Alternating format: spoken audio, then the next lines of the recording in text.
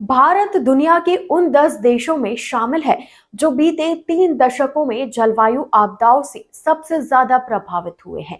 पर्यावरण think tank German watch की नई रिपोर्ट क्लाइमेट रिस्क इंडेक्स 2026 के मुताबिक 1995 से 2024 के बीच भारत में करीब 430 मौकों पर प्राकृतिक रूप से असहनीय मौसम की घटनाओं ने 80,000 से अधिक लोगों की जान ली और 1.3 अरब से ज्यादा लोगों को प्रभावित किया। इन आपदाओं से भारत को लगभग 170 अरब डॉलर का आर्थिक नुकसान हुआ। यह रिपोर्ट ब्राजील के बेलम शहर में आयोजित COP30 सम्मेलन में मंगलवार को जारी की गई। इसमें कहा गया कि भारत में लगातार बढ़ती बाढ़, चक्रवात, सूखा और भीषण गर्मी जैसी घटनाएं जलवायु परिवर्तन के गंभीर असर को रेखांकित करती है। रिपोर्ट में कहा गया है कि भारत की स्थिति लगातार खतरे जैसी है, यानी ये घटनाएं अब अलग अलग नहीं बल्कि बार बार दोहराई जा रही है। इससे विकास की उपलब्धियों पर असर पड़ रहा है और करोड़ों लोगों की आजीविका खतरे में है। भारत की विशाल जनसंख्या और मानसूनी पैटर्न पर निर्भरता इसे खास तौर पर संवेदनशील बनाती है।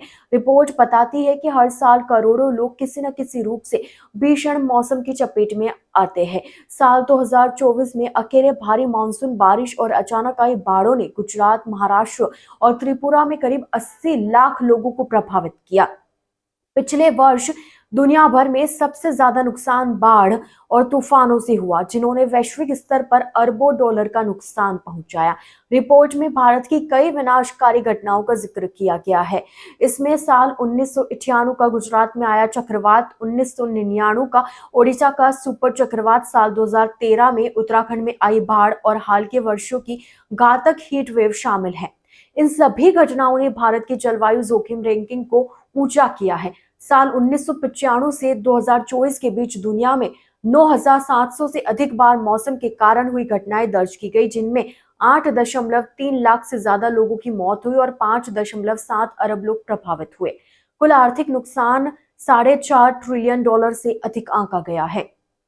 इस रिपोर्ट में कहा गया है कि विकासशील देश अब भी जलवायु आपदाओं से सबसे ज्यादा प्रभावित हैं, क्योंकि उनके पास अनुकूलन और पुनर्वास के लिए सीमित संसाधन है। जर्मन वॉच ने कहा कि 2024 में एल नीनो की स्थिति ने मौसम को और असामान्य बनाया, लेकिन असली वजह मानव जलवायु परिवर्तन की रहा, जिसने हीटवेव, तूफान और बाढ़ों की तीव्रता बढ़ाई। रिपोर्ट में चेतावनी दी गई कि बार बार आने वाली ये आपदाएं अब नई सामान्य स्थिति बनती जा रही है।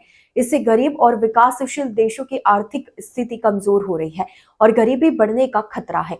जर्मन वॉच ने कहा कि इस रिपोर्ट को COP30 में मौजूद वैश्विक नेताओं को जलवायु वित्त की कमी दूर करने और उत्सर्जन घटाने के प्रयास तेज करने की याद दिलाने के रूप में देखा जाना चाहिए। भारत जैसे देशों के लिए रिपोर्ट ने जलवायु अनुकूलन योजनाओं, प्रारंभिक चेतावनी प्रणाली और संवेदनशील समुदायों की सुरक्षा को प्राथमिकता देने की सलाह दी है।